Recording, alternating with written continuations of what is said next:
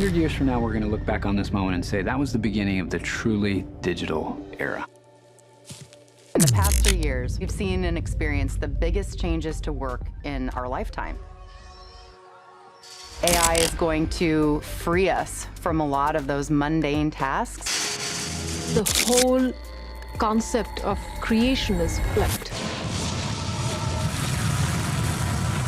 That's right, it's the end of days and the death of all good things.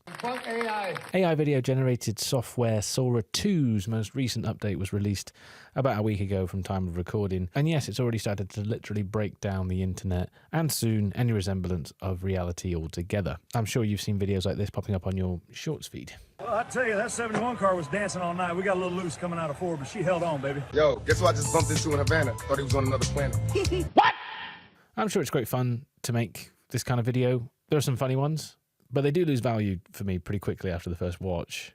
But, you know, they are funny. They're also a little bit gross, don't you think? When you're dead, you'll all be in commercials dancing with vacuum cleaners. Full disclosure, as a filmmaker, the advancement in generated video and AI in general actually does trouble me.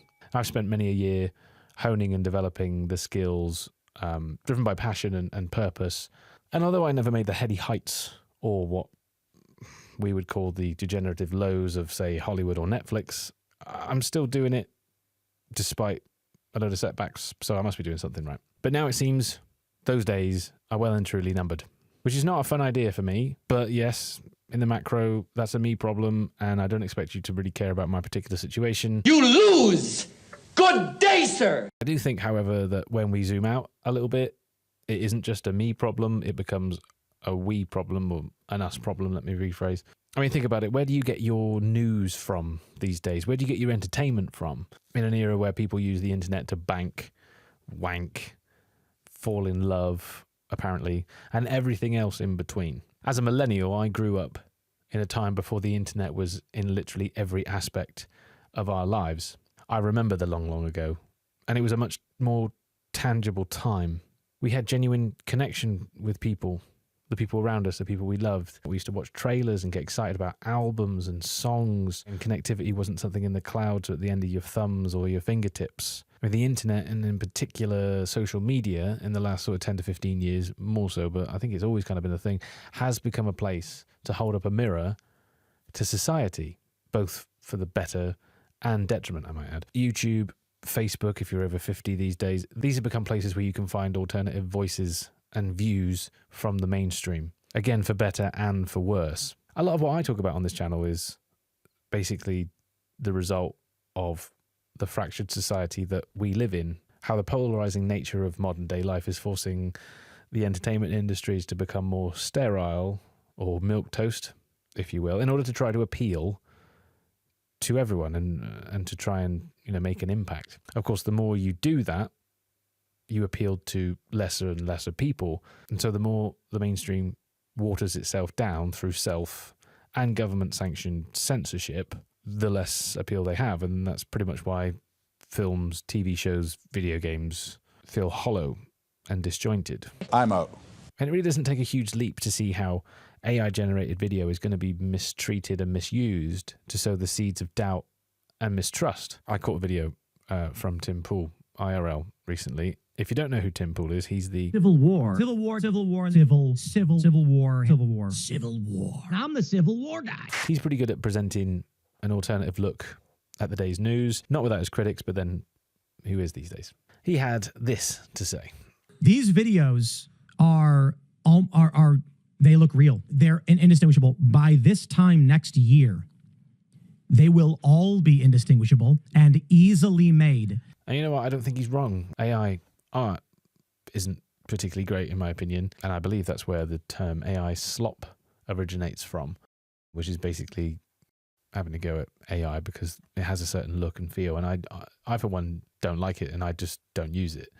But I have to say that Sora 2 and AI's VO, it's crazy and it's scary in its ability to make celebrities alive or dead say and do whatever the prompter wants. The point that I'm trying to make is that it's going to break down the notion of what you think is true and who really said what, how and why. This is going to cause a whole lot of trouble, as Tim also says. What I'm concerned about is not a video of Trump coming out and saying a racist thing. That might trick some boomers. The example I often give, Donald Trump, very fine people hoax. Now, what happens if someone takes a video like that and changes it so Trump says, there were very fine people on both sides, and I am not talking about the neo-Nazis and white nationalists because some should be condemned totally. They change but a simple word from they to some. Then when you try convincing a liberal Trump condemned them, they pull up the video of Trump saying some should be condemned. This in the hands of someone with evil intentions, or someone that's just really power hungry, or just wants to watch the world burn, this is going to sow division, mistrust, and probably a whole lot worse in a world, in a society where there's already so much division and mistrust. And maybe Tim's right when he says civil war. I mean, I hope not. I don't want anything bad to happen. But AI, with someone with these kind of intentions, it will be near on impossible to tell. And they will be able to generate hundreds, if not thousands, of these kind of videos, like really, really quickly from different angles. I think this is going to just destroy the notion of truth. Fuck. And so even with the blanket ban on AI, or even if it doesn't get adopted and it falls over, I don't know how we could walk this back now, even if we wanted to, because we will all know that this technology is out there and is capable of doing this kind of thing. And the thing I'm really struggling with is I don't know anyone that really wants all of this generative AI to be a thing anyway. I've seen a lot of videos for Artlist.io who have just introduced Sora 2 into their subscription packages. And I'm looking at the comments and nobody seems to be in favor of Sora 2 being a thing. I think as filmmakers, we're looking at this and we're going, why would I want to use something that is going to replace me? And this is the problem I have with AI. I just don't understand it. It's going to replace so many people. It's going to displace so many people. It's going to make so many people and jobs redundant. What about that next generation? Like, what are they going to have to look forward to when you destroy their future prospects before they've even taken the first steps into the business? I think it's disgusting, if I'm honest. I think it's inhumane. And so what are we going to do about it? Inevitably, people will just start turning off and tuning out. They'll turn their phones off. They'll turn their TVs off. And they'll say goodbye to social media. Dead internet theory, which was once laughed at as conspiracy theory, seems to be coming true. And it's funny how that happens, isn't it? It always starts as conspiracy theory and then it sort of ends up as just fact.